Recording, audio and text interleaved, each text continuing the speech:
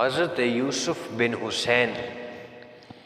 فرماتے ہیں کہ میں حضرت ذوالنون مصری علیہ رحمہ کے ساتھ تھا۔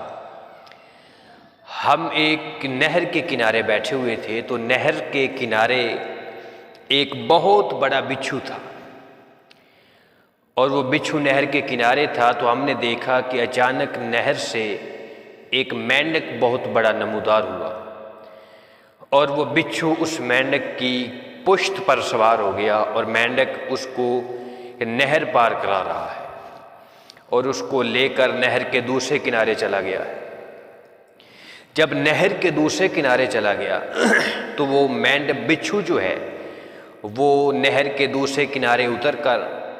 ایک جگہ جا رہا ہے، تو حضرت ذوالنون مصری نے کہا کہ اے یوسف بن حسین، یہ بچھو کسی عظیم مقصد کے لیے جا رہا ہے، ہم اس کا پیچھا کرتے ہیں۔ تو ہم نے بھی نہر پار کی اور اس بچھو کے پیچھے پیچھے چل دیے۔ ہم نے دیکھا کہ ایک نشے میں دھت انسان، مدہوش انسان پڑا ہوا ہے، اور اس کی ناف سے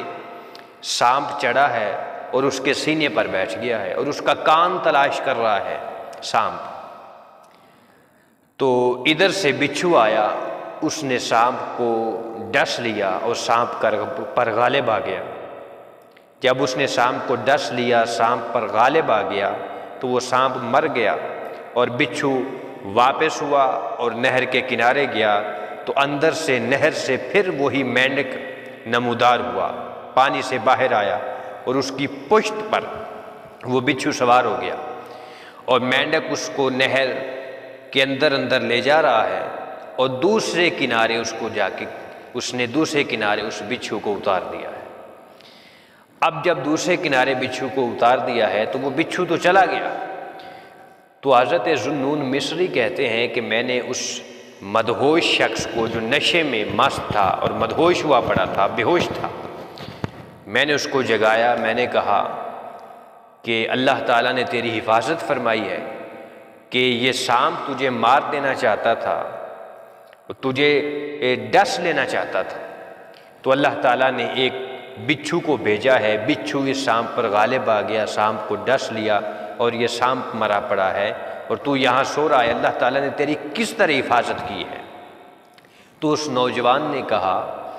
کہ جب اللہ تعالیٰ نافرمانوں کے ساتھ یہ سلوک کرتا ہے تو جو اس کے فرما بردار بندے ہوں گے، اللہ تعالیٰ ان کے ساتھ کیسا سلوک فرماتا ہوگا، ان کے ساتھ کیسی محبت فرماتا ہوگا، ان کے ساتھ کیسی نرمی فرماتا ہوگا، اور ان کے ساتھ کیسی نوازشات کی بارش کرتا ہوگا، اور ان کے ساتھ کیسا اچھا سلوک کرتا ہوگا۔ اور وہ چل پڑا۔ تو حضرت ذوالنون مصری نے کہا کہ کدھر جا رہے ہیں؟ اس نشے میں دھت انسان نے کہا کہ میں اب اٹھ کر اللہ تعالیٰ کی اطاعت اور فرما برداری کی طرف جا رہا ہوں۔